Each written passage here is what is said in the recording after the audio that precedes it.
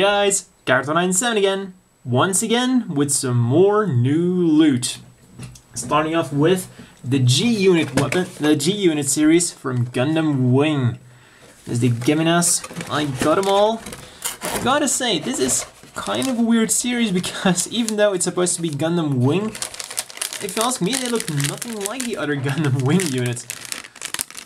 See, pretty standard. This really looks like the kind of stuff you get with Gundam Wing kits, but getting some nice marking stickers there. Yeah, it is really standard fare for the Gundam Wing kits. That's the usual manual. So this is still essentially a Gundam Wing kit. It's got, yeah, it looks exactly like you'd expect the box of a Gundam Wing kit, but things will get better as we look at the other kits, especially the later ones, because here we once again, this is such a 90s decal sheet. I mean, you only get those from the 90s, but one major improvement here is clear beams. That's really nice. So you can see how the line is evolving, and well, I think these were released a little bit after the 8 MS teams. Some of those also came with clear beam weapons. Yeah, once again, this is really something you'd expect from the Gundam Wing kits, but it looks like they do have some, at least a little bit of color separation going on. But like I said, just look at those stickers. Let's see, Asclepius, the LO booster. Pop it open.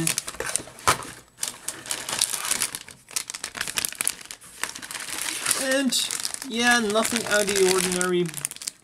Still looks like what you'd expect from the Gundam Wing line of model kits. But now we're getting to the Hydra Gundam. And this is starting to look more like you'd expect from a high-grade Universal Century. I don't know why, but when I opened this, it really gave me more the vibe of a high-grade Universal Century rather than just a Gundam Wing kit. Maybe because it looks a little bit more high quality, I don't know, but for some reason it just did. Also, this is one of the few, well, one of the only two that kind of resembles something from the Gundam Wing universe, being the Death Scythe. But ironically enough, this one is based on the Tallgeese, because it, of course, looks nothing like the Tallgeese. So the only thing that actually resembles something from the Gundam Wing universe is based on something else. Fantastic. Oh yeah, the Asclepius, the transformation kind of reminds me of one of the Marine mobile suits, like the Cancer. And the Eye, well, that is something you see with a lot of their mass production types. The Leo, the Virgo. And then finally, the Gripe. And once again, kind of has a Death Scythe vibe going on. But just like the Hydra Gundam, it's based on the Tallgeese. And here we're getting some real progression. This is an actual separate beam pod and the pole on which it should mount, even though I get, well, I don't know what to call this. It's either a dual scythe or a really, really big spear. But you can really see how we're making progress here. And as with all of them, you get some marking stickers. I gotta say, this is definitely an interesting looking line, also because they're kind of stepping up their game here. You can see that it's taking baby steps, but they're gradually getting better than the original Wing kit. So we're getting closer to the high-grade Universal Century line here, especially with those separate beam pods. So actually this line, in a way, symbolizes the advancement of technology, which is pretty cool. I mean, when you look at the wing kits, you have the solid beams, then the Geminas, Asclepius, LO Booster, and Hydra Gundam all come with still like beam. They're all still one part, but they're clear. And then we've got the Gripe, and that actually comes with separate removable beam effects. Pretty cool. And the final model kit I got was the Freedom Gundam. And I don't have enough room to show off the box, but not just the Freedom Gundam, is the Freedom Gundam Extra Finish version. I can't remember how much cheaper this was, but I think it must have been like 40–50% off. Needless to say, for that price, for an already attention-grabbing mobile suit such as a Freedom Gundam, I really couldn't pass up on the chance to get the Extra Finish version for pretty much the price of the normal Freedom. And I'm just gonna put that back here, or it's gonna overshadow the rest of this video. So that's all for model kits I got. But then, oh yeah, the Freedom Gundam of course was part of Amiami's pre-owned section. And well, even though it says pre-owned, the items there are pretty much new, but I think they've been kept by a collector or something, because always, well, it says that they're pre-owned, so you would assume that they're used, but it's got to be some kind of collector that just sold them off, because they're always still in the box, and sometimes even still sealed in the box. Like with the next few items, being the Strike Rouge, the Dual Gundam, the Daggerel, and the Dark Daggerel. But of course, as soon as I got them, I couldn't resist the urge to take them out of the box and get them geared up. The first two from the Gundam Seed line. Well, I'm gonna lower it a little bit. There we go. No, still need to go lower. We've got the Dual and the Strike Rouge. The Dual's pretty nifty machine. Didn't come with the Assault Shroud, always a bonus. But the Strike Rouge, I don't know. Of course, didn't come with the bazooka, but when I looked at the accessories, such as the sword here, it's extremely rubbery, and those beam effect parts are a major bitch. As if it wasn't enough that the beam isn't actually long enough. You can see that it sticks out here and sticks out on the other side, so it isn't nearly long enough. And on top of that, it's a major pain to get in. I had to grab my pliers, squeeze on here, and really jam it in there, because it's such a rubbery substance, it just wouldn't click together like it would with normal plastic. Same story on the little effect bar there, and still the slightest touch will probably disconnect. So I was really disappointed with this until I saw how the accessories worked on these guys. Of course, I did have to swap out the shoulders, but looking pretty good. Now I just gotta find out how to modify the backpack.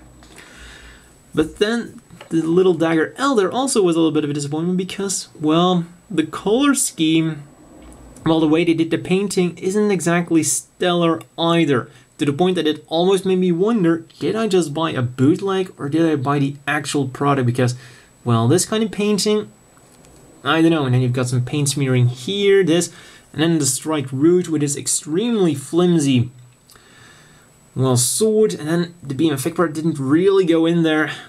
But yeah, I highly doubt that ME would be selling bootleg items. But then also got here the little beam spray gun. Well, I don't think this was a spray gun, but whatever. And the beam carabine, well, a bent barrel. Looks like I really got the bottom of the barrel. But hey, the other one, the Dog Daggerel, all suited up, looks pretty damn good. So once I started passing around the accessories, everything was good again. And then when I combine them with the Dog Daggerel I already have, they look really, really good together. That's all for Gundam related things, but we're still not done. I have two more things coming up. First thing being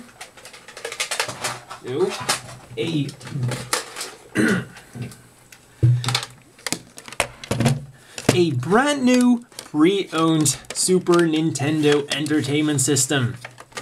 Yeah, of course, not exactly brand new, but I did give it a thorough clean because, yeah, as you can expect, a used Super Nintendo, buying it on a flea market means you're probably gonna get a little bit dirt on it, but I gotta give Nintendo props here.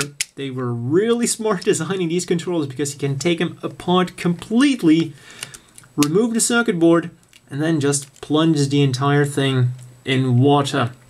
And it really needs some cleaning on that D-pad. As you can expect, there was a lot of grime and a lot of dirt in there, and it really wasn't exactly the most pleasing thing to hold.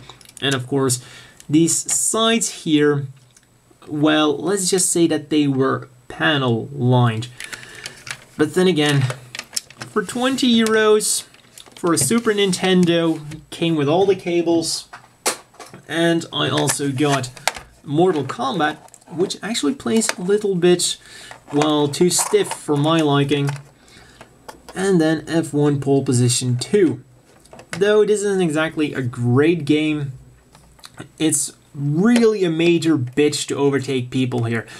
It's kind of like a realistic game, so you're going about as fast as the opponents, but that means that you really have to, well, overtake people as you would in real life. The problem is the AI doesn't give a flying fuck about you, and if they want to take the turn, they don't care if you are next to them, and it's just tough luck for you. And if you even as much as touch someone, you're flying all over the circuit and you will end up reversed. So it's just way too difficult to be really fun, unless you like being lost all the time. And then Mortal Kombat, as I said, plays pretty nice, no blood, and plays a little bit stiff. But then you ask, why did I buy the Super Nintendo if I only have two games that, well, one I don't really like and one that is okay? Well, Super Nintendo has the Super Game Boy, and that thing is on its way as I'm speaking. And I hope you get it in a few days. And of course, I still have a lot of Game Boy games left that work with the Super Game Boy. And that is, well, actually pretty much the only reason I bought this little Super Nintendo here. And then also I'm going to a yard sale or a garage sale or whatever you want to call it this Saturday with a friend. So let's hope that I can find some interesting SNES games there.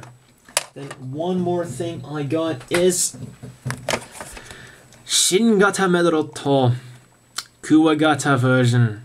And yeah, this looks absolutely ridiculous, childish, and, well, actually kinda creepy when you look at the characters. But yeah, I am a Metabot fan, or a Metabots fan, and, well, for 1 cent, you can't really complain. 1 cent and $4 shipping.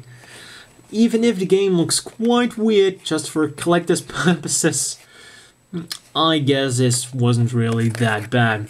So I essentially paid $4 for this, a boxed Game Boy Advance game with manual, with everything. It even had the cartridge still in a little sleeve, so I can't really complain, even though the game looks absolutely ridiculous and even somewhat freaky.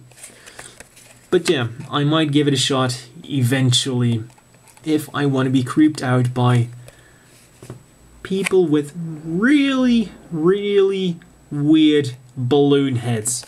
Well, that's all for this new loot video. And the real question now is, what am I going to build next?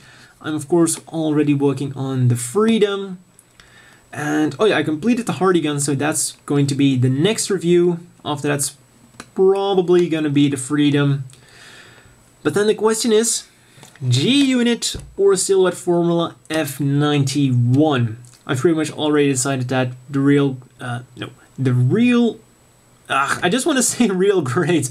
The real types will have to wait a little bit, because I'm probably gonna go for the snap together ones first. But yeah, G-Unit or Silhouette Formula F91. Leave your comments down below and see you guys next time.